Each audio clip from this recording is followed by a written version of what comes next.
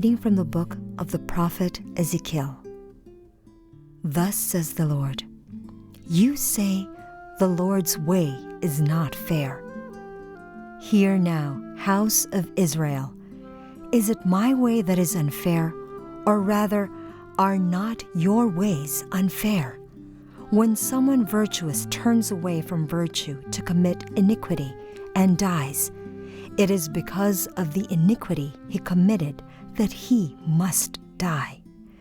But if he turns from the wickedness he has committed, he does what is right and just, he shall preserve his life. Since he has turned away from all the sins that he has committed, he shall surely live, he shall not die. The word of the Lord. Our first reading for this Sunday comes from the great prophet Ezekiel. I would like to start our reflection by going to something that is part of daily experience, and it is something that is claimed to be permanent in life, and that is change. They say if there is something permanent in life, it is change. And we expect change. When there are situations that are not quite pleasant, we need a change. But there is also a type of change that we do not like. We do not generally approve of people who cannot make up their minds. And we say, oh, how fickle, how changeable. Now, the first reading brings to our attention two types of change in people's minds and behavior. There is a change that happens with those who are virtuous. They are already living in virtue, meaning they are already treading the path of goodness, justice, and values. But sadly, a change comes to them. They turn from their virtuous ways to a life of wickedness.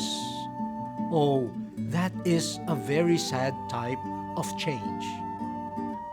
Normally, that is not the type of change that we would expect of ourselves and of other people. We will be sorry for that type of change to happen. You are already virtuous, and then you turn out to be evil. How come? Why that change? Why did you allow that type of change to happen in your person and in your life? But the first reading talks of a second type of change, the type that we normally would welcome. A person is sinful, wicked. This person was enveloped by evil, but then something happens to the person, and there is a change in his mind, in his heart. This person turns away from iniquity and embraces a life of justice, righteousness, and virtue. Wow, what a wonderful change! I think that type of change will bring a lot of joy, not only to the person, but to his or her family and to society at large. And that is also the type of change that pleases God. Now, according to the prophet Ezekiel, if a virtuous man turns away from virtue and embraces a life of evil, that person will have to face the consequence of such a change. That change will lead to disaster, punishment. Whereas the person who started with evil but turns away from it and embraces a life of value and righteousness, that person will enjoy or reap the fruits of his change, and it is life. So, there is a change that leads to destruction, and there is a change that leads to life.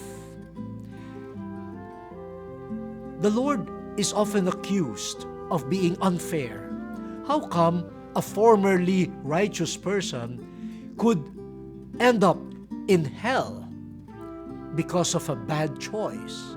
And how come a person who used to be evil could end up in life, enjoying life, because he has changed for justice and righteousness?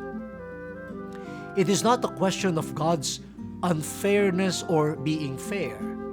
The question is, what type of change do we allow to happen in our lives? Change is permanent, but we can choose what type of change will we welcome in our persons and in our lives.